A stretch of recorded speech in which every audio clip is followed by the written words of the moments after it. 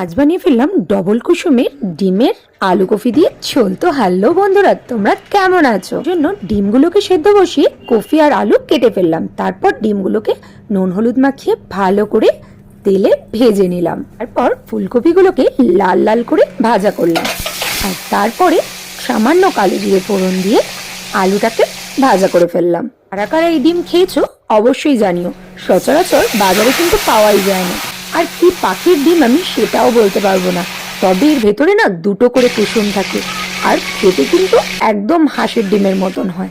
তো আজ পেয়েছি বলে নিয়ে চলে এলাম আর তোমাদের সাথে রেসিপিটাও শেয়ার করে দিলাম। তো যাই হোক, এরপর আদা রসুন জিরে কাঁচা লঙ্কা বাটা আর নুন হলুদ পরিমাণ মতো দিয়ে ভালো করে কষিয়ে তারপর দিয়ে দিলাম ফুলকপিগুলো।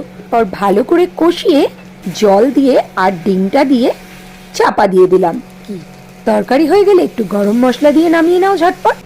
তারপর বসে পড়ো গরম ভাত নিয়ে।